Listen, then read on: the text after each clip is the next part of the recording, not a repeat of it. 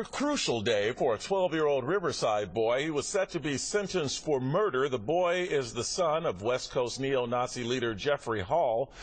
When the boy was 10, he walked up to his father, who was sleeping on the living room couch, and shot him to death. It's a case that involves charges of child abuse and violent tendencies. It's also a case that centers on whether the boy knew right from wrong.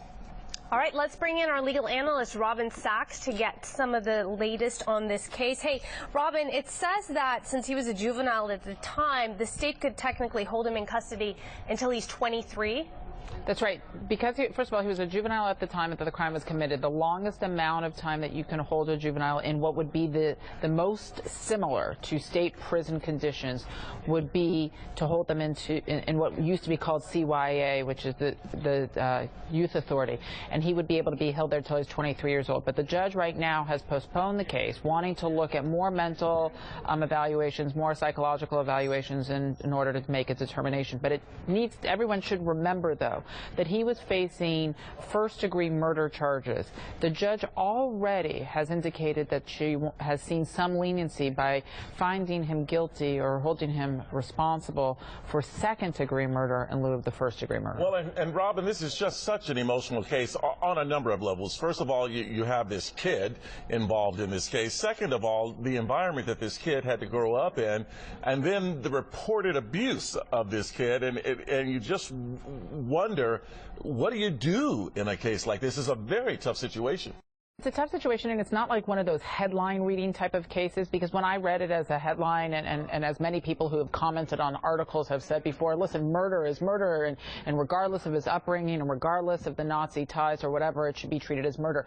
But it wasn't until I started looking at actual footage that this kid lived with what this Nazi father was like. And when you start looking at the life that this kid lived in, you start to say, there's no wonder that he turned out the way he was. I mean, he was completely conditioned this way. He was taught this way. The environment, I mean, it's almost unfathomable. And so when you look at that and you recognize that this is a child, you do have to look, and keeping in mind that the goal of the juvenile justice system is rehabilitation, and that prison isn't going to heal him and isn't going to make him better. You do have to balance that, I think. Yeah, but at the same time, Robin, his dad was asleep on the couch, and he went up there and point blank shot him in the head. And on top of that, didn't he talk about that he was planning on killing the dad with his sister too? So it was premeditated.